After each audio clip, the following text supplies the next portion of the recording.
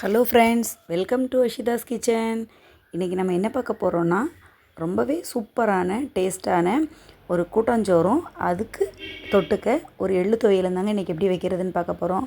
கூட்டான் சாதம் வந்து ரொம்ப சூப்பராக இருக்குங்க இந்த கூட்டாஞ்சோறு வந்து சாப்பிட்றதுக்கு. இங்கெல்லாம் பார்த்திங்கன்னா, திருநெல்வேலி சைடெலாம் பார்த்திங்கன்னா, கெஸ்ட்டு வந்துட்டாங்கன்னா நான்வெஜ் சாப்பிடாதவங்க வீட்டிலலாம் வந்து இதே மாதிரி கூட்டாஞ்சோறு தாங்க வச்சு கொடுப்பாங்க. கூட்டாஞ்சோறு, அப்புறம் உளுந்து சோறு, அப்புறம் பருப்பு சோறு, இந்த மாதிரி தான் வச்சு கொடுப்பாங்க. இப்போ இது எப்படி வைக்கிறதுன்னு பார்த்துடலாங்க. ரைஸ் வந்து எடுத்துக்கலாங்க. நான் வந்து 2 டம்ளர் அளவுக்கு அரிசி எடுத்திருக்கேங்க. 2 டம்ளர் அரிசிக்கு 3/4 டம்ளர், அரை டம்ளருக்கும் கொஞ்சம் கூடுதலான அளவுக்கு பருப்பு எடுத்துக்கோங்க.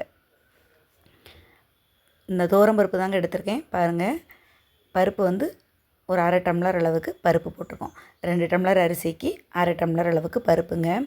என்னென்ன காயெல்லாம் எடுத்திருக்கோம் அப்படின்னு பார்த்தீங்கன்னா, கேரட்டு, கத்திரிக்காய், அவரைக்காய், உருளைக்கிழங்கு, வாழைக்காய், மாங்காய், இவ்வளோதாங்க எடுத்திருக்கேன். பீன்ஸ் உங்கள்கிட்ட இருந்துச்சுன்னா நீங்கள் பீன்ஸ் போட்டுக்கோங்க. என்கிட்ட பீன்ஸ் இல்லைங்கிறதுனால நான் வந்து பீன்ஸ் எடுக்கிறேங்க. அப்புறம் முருங்கைக்கீரைங்க. முருங்கைக்கீரை வந்து ஒரு 1.5 கொத்து அளவுக்கு முருங்கைக்கீரை எடுத்துக்கோங்க. இந்த கூட்டாஞ்சோறில் ஸ்பெஷலே வந்து இந்த முருங்கைக்கீரை தாங்க.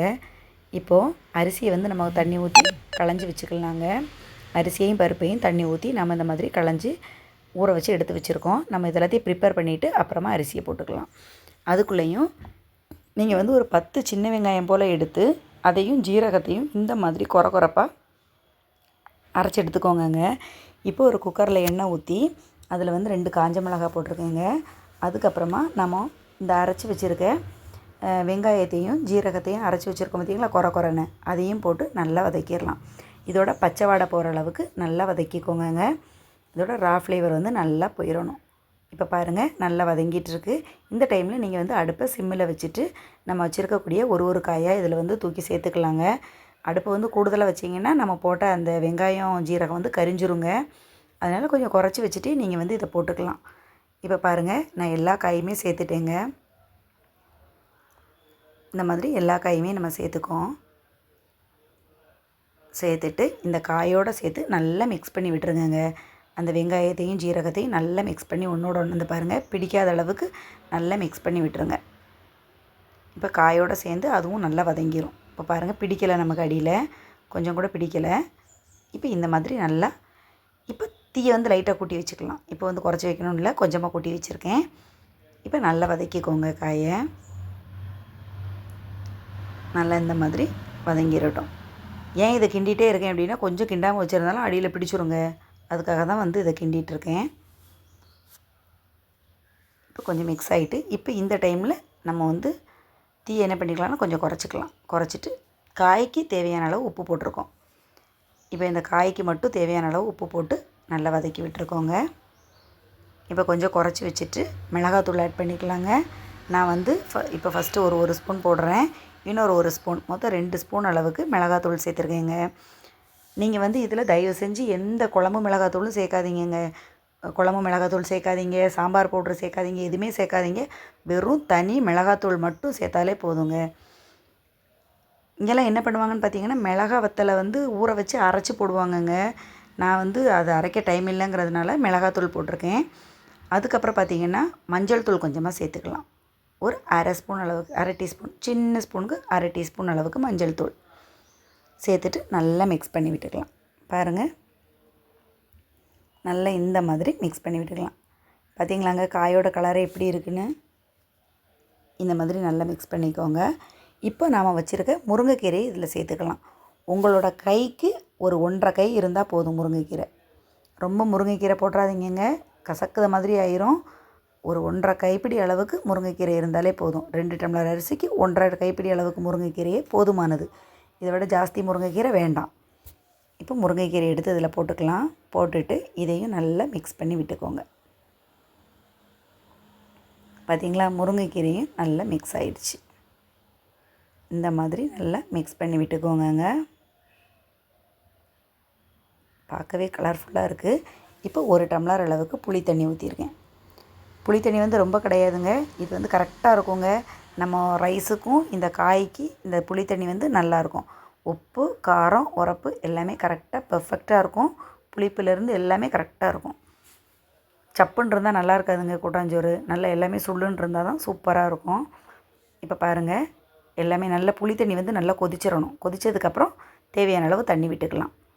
ஏன்னா அந்த புளி தண்ணியோட பச்சை வாடை போகணும் பார்த்தீங்களா? புளி தண்ணி கொதித்ததுக்கப்புறம் தண்ணி ஊற்றியாச்சு. இப்போ தேவையான அளவு உப்பு போட்டுக்கோங்க. உப்பு போட்டுட்டு நம்ம களைஞ்சி வச்சுருக்கிற அரிசியை இதோட சேர்த்துக்கலாம். அரிசியும் பருப்பையும் சேர்த்து வச்சுருக்கோம் பாருங்கள், அதுவும் போட்டுக்கலாம். தேங்காய் துருவல் ஒரு அரை மூடி. எங்கிட்ட இருக்கிற தேங்காய் துருவல் வந்து பொடிசாக துருவக்கூடியதுங்க. அதனால் தேங்காய் துருவல் வந்து ரொம்ப சின்னதாக இருக்கும். உங்கள்கிட்ட வந்து துருவல் வந்து பெருசாக இருக்குது, தேங்காய் பூ வந்து பெரிய பெரிய பூவாக இருக்குது அப்படின்னா மிக்சியில் ஒரு சுற்றிட்டு இதில் போட்டுருங்க. நல்லா சேர்ந்தாக்கில் இருக்கும். இல்லைடா தேங்காய் அப்படியே தனித்தனியாக முழிச்சிட்டு இருக்க மாதிரி இருக்கும். கோரஸாக அரைச்சி போட்டிங்கன்னா நல்லாயிருக்கும். இப்போ உப்பு செக் பண்ணி பார்த்துக்கோங்க. உப்பு கரெக்டாக இருக்கான்னு பார்த்துக்கலாம். எனக்கு வந்து உப்பு கரெக்டாக இல்லை, இன்னும் கொஞ்சம் உப்பு வந்து வேணும். இன்னும் கொஞ்சமாக உப்பு வந்து போட்டுக்கலாங்க, அப்போ தான் கரெக்டாக இருக்கும். இன்னும் கொஞ்சம் உப்பு போட்டேன். இப்போ நல்லா மிக்ஸ் பண்ணிக்கோங்க.